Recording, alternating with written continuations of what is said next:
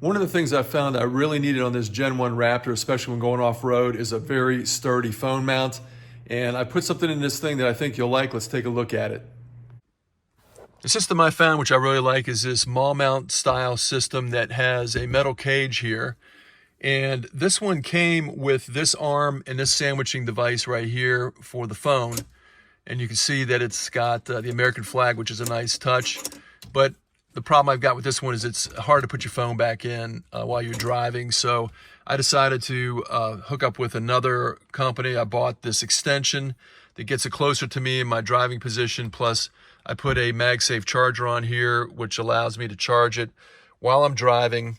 And of course I needed some high amperage to make this thing work properly. But I'm going to link all these in the description of the video. But it's a really nice system for your 12th Gen F-150 or your Raptor. I think all the 12th gens have this standard section here. So let's take a look at the install, and I'd be interested in seeing what you think about it. First thing that needs to be done is to pull this rubber mat out, and there are two 7mm screws in the back that need to be removed, and this just pulls straight up. With the screws removed, the tray pulls right up. I've already disconnected the wiring, which is released by pushing a tab on the connector. Incidentally, this is the location of the GPS antenna, which is one of the mounting points of the tray. If you have poor GPS reception in your 12th Gen F-150, this could be the easy fix as these antennas wear out over time. Next step, installing the mount on the tray. So I don't know how to pronounce this, WXRYLYN or WXRYLYN, whatever, but this is a dash holder company, and I saw it online on Amazon, and they sent me a unit to try out, and it looks pretty nice, pretty heavy duty. It looks similar to a lot of the ones out there that are much more expensive. So we're gonna have to do a little drilling to get this thing installed, but it looks like it's gonna be a nice heavy duty unit. So here's a better look at what the kit includes.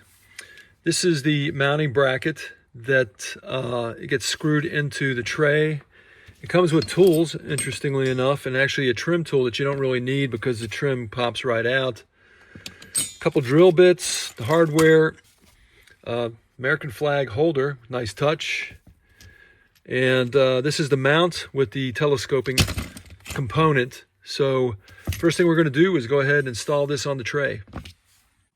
The instructions don't really show it installed, but you can see here that I lined up the holes with the existing holes on the tray, and it's not a perfect match, but I've already tested it. What I did, I first reinstalled the tray, then I put the new mounts on, and then I ran the new screws. They have new screws that go in there to set the location of the mount, and then I scored the plastic through these holes here. You can see the Phillips head down in there. And so then I drilled it with the included drill bits and screwed it in. So it's nice and firm, nice and rugged. And now I'm going to go ahead and reinstall this. And hopefully there's barely any room there, but the screws are super thin, so it should go in without a problem. Again, you can see it's not exactly lined up, but when I put it on before without the front screws, it mounted with no problem. And voila, there it is installed. The only thing is the rubber tray does not go back in. And I don't know about you, but I'm going to keep it with the original screws all in a nice bag, just in case I ever want to go back to stock. Now for the ball mount, you can see it has multiple locations you can put it. I'm going to put it about midway, and I'm probably going to buy another one of these so that my lady can put one on her side, and we have two mounted here. And the included tool tightens it up.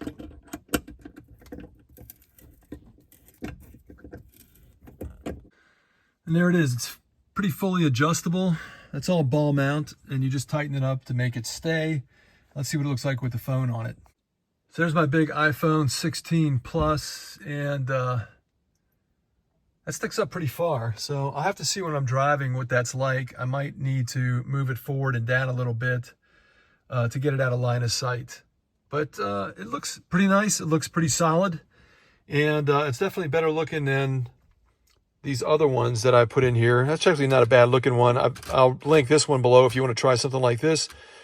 But it takes up one of your cup holders. This just is much more functional.